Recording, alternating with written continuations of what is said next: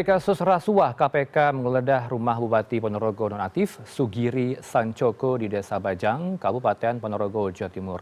Di lokasi terpisah jelang sidang pledoi pada 2 Juni mendatang, tim kuasa hukum Nadiem Makarim meyakini majelis hakim akan membebaskan kliennya karena tidak terbukti merugikan negara.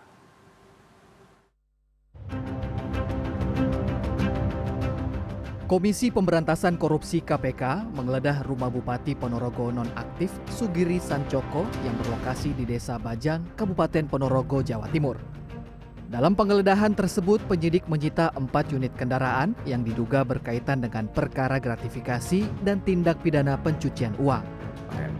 Juru bicara KPK Budi Prasetyo menyampaikan penggeledahan tersebut merupakan bagian dari pengembangan penyidikan perkara dugaan tindak pidana korupsi berupa gratifikasi dan tindak pidana pencucian uang di Kabupaten Ponorogo periode 2020 hingga 2026.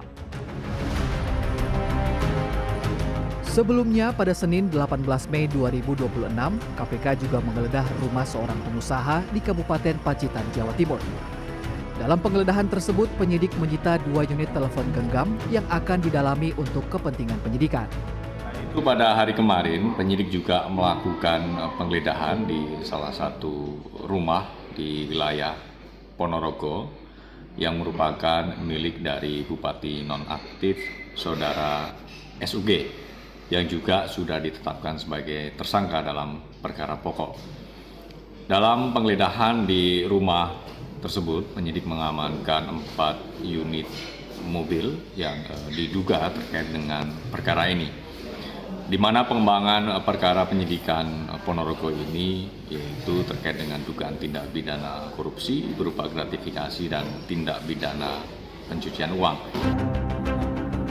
Menjelang sidang pledoi, tim kuasa hukum Nadiem Makarim meyakini majelis hakim akan membebaskan kliennya karena dinilai tidak terdapat bukti yang kuat terkait kerugian negara.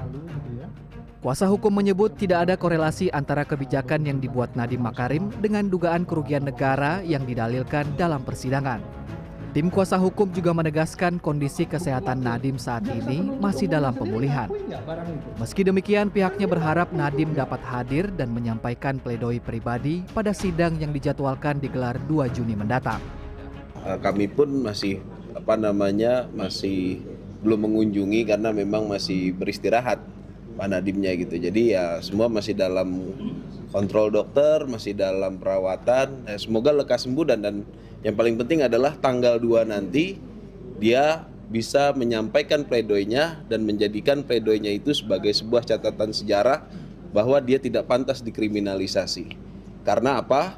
Karena dakwaan kerugian keuangan negara dari kemahalan Chromebook tidak ada korelasinya dengan kepemilikan saham yang selalu diceritakan oleh jaksa. Apa korelasinya? Harganya mahal, itu yang menyebabkan kerugian keuangan negara. Yaitu Dr. Agung Firman Sampurna. Sebelumnya, Jaksa Penuntut Umum menuntut Nadiem Makarim 18 tahun penjara dalam sidang tuntutan yang digelar pada Rabu 13 Mei lalu.